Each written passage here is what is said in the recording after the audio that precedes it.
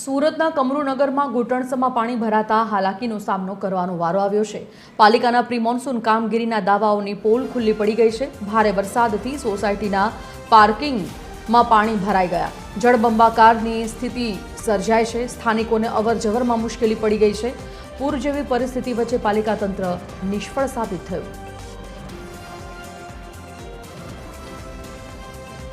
आज मुद्दा पर संवाददाता दिव्येश परमार सूरत लाइव जोड़ाई गया है। दिव्येश पासेथी जाणीए विगत। दिव्येश, सूरतनी जे परिस्थिति है खास करीने अत्यारे आपणे जोयुं के सूरतना दरेक विस्तारों लगभग मोटा भागना विस्तारों पाणी भराई गया।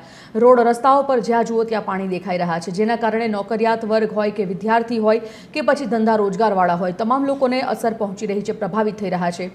शुं स्थिति सूरतनी?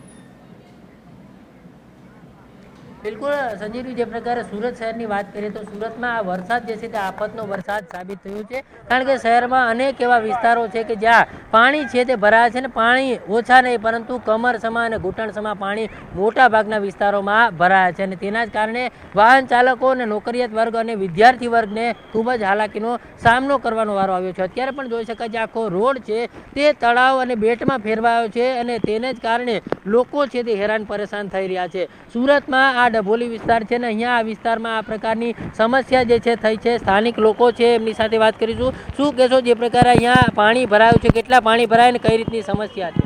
हवे सवारनो मुसळधार वरसाद वरसे छे એટલે આખા વેડ રોડ પર પાણી ભરાયું છે, ગાડી પણ ન જઈ શકે એવી સ્થિતિ છે।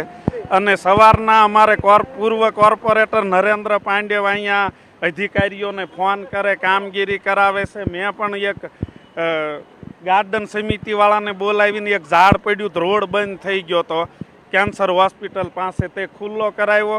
અને પેરેન્ટ્સોને મારી ખાસ વિનંતી છે કે બાળકોને અત્યારે ઘરે રાખો।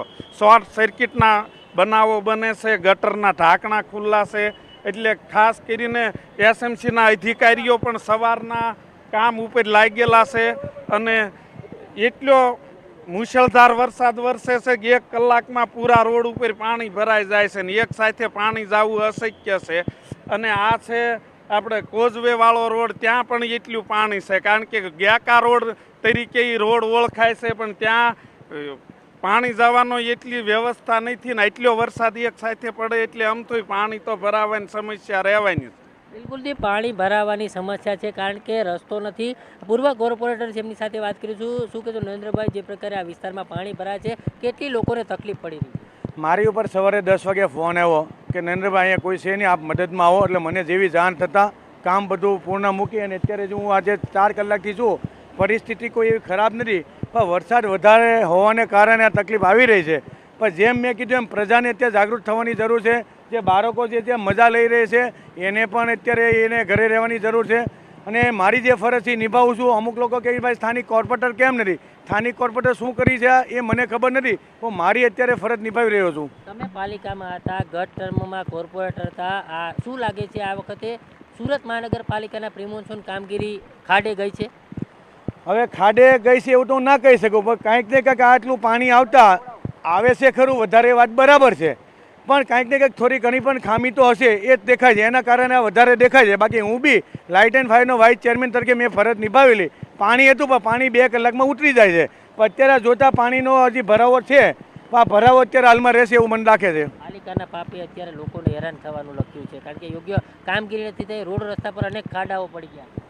હવે આ જ્યારે જે વસ્તુ હોય ને ત્યારે પ્રજા તો શું કરવાની? આ જે જવાબદારી છે સ્થાનિક કોર્પોરેટરની છે, સ્થાનિક અધિકારીઓની જો જવાબદારીમાં આવે છે, એ બેની જવાબદારીમાં આવે છે। આમાં છેલ્લે મરો તો પ્રજાને છે। મેં વારંવાર રજૂઆત કરી છે ને અત્યારે આજની તારીખમાં પણ પ્રજાને મારી ઉપર ફોન આવે છે કે નરેન્દ્રભાઈ તમે મને મદદમાં આવો, ત્યારે મારી ફરજ અત્યારે નિભાવવા આવ્યો છું। હું મારી પૂર્વ કોર્પોરેટર કે નહીં પણ એક નાગરિક તરીકે હું મારી ફરજ નિભાવી રહ્યો છું।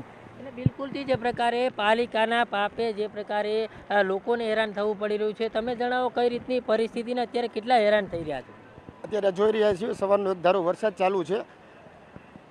એસએમસી પોતાનું કામ કરી રહી છે, તેમજ પોલીસ સ્ટાફમાંથી બધા પોતપોતાનું કામ કરી રહ્યા છે, પણ આ પાણીનો જો સાંજ સુધીમાં હલ નહીં આવે, અત્યાર સુધી કોઈ હાનાકાની નથી થઈ, પણ જો સાંજ સુધી આવું રહેશે તો કંઈક બનશે ખરું એવું દેખાઈ રહ્યું છે। કેટલી સમસ્યા પડે છે લોકોને એક જગ્યાએથી બીજી જગ્યાએ? એટલી અત્યારે સમસ્યા પડે છે કે લોકો અત્યારે વરસાદ રોડ ઉપર ઉતરી આવ્યું છે, બરાબર, પણ જોઈ વિચારી અને ચાલે એવી નમ્ર વિનંતી. અને બિલકુલ જે પ્રકારે સુરત શહેરમાં આ પ્રકારે મોટા ભાગના વિસ્તારો છે કે જે બેટમાં ફેરવાયા છે અને મોટા ભાગના વિસ્તારોમાં આ પ્રકારે પાણી જ પાણીના દ્રશ્યો છે તે જોવા મળી રહ્યા છે. આખો આ રોડ છે, આ મોટો રોડ છે, પરંતુ અત્યારે માત્ર પાણી જ દેખાઈ રહ્યું છે. રોડ છે તે ગાયબ થઈ ચૂક્યો છે. ત્યારે પાલિકા જે પ્રકારે પ્રિમોન્સૂન કામગીરી કરવાની હોય છે તે કરી નથી રહી અને તેના જ કારણે લોકો છે તે હાલ હેરાન પરેશાન થઈ ચૂક્યા છે અને તેના જ કારણે અત્યારે હાલ લોકોને ભોગવવાનો વારો આવ્યો છે. શહેરમાં અલગ અલગ વિસ્તારો છે અને અલગ અલગ વિસ્તારોની અંદર આ પ્રકારની સમસ્યા છે અને લોકો જે છે તે હાલ હેરાન પરેશાન થઈ ગયા છે. એક જગ્યાએથી બીજી જગ્યાએ જઈ પણ નથી શકતા, કારણ કે તમામ જગ્યાએ પાણી ભરાયું છે અને તેના જ કારણે લોકો છે તે હાલ હાલાકી ભોગવી રહ્યા છે. જી દિવ્યેશ, આ સમગ્ર માહિતી માટે આપનો આભાર. તો સુરતની પરિસ્થિતિ અત્યારે જોઈ શકો છો, દરેક વિસ્તારોમાં ઘૂંટણસમાં પાણી ભરાઈ ગયા છે. લગભગ વિસ્તારો પાણીથી જળબંબાકાર થઈ ગયા છે અને સ્થાનિકો પર તેની ભારે અસર પહોંચી રહી છે. ધંધા રોજગાર, નોકરિયાત વર્ગ તમામ લોકો પ્રભાવિત થઈ રહ્યા છે અને ખાસ કરીને શાળાઓમાં પણ અત્યારે તો રજા જાહેર કરી દેવામાં આવી છે.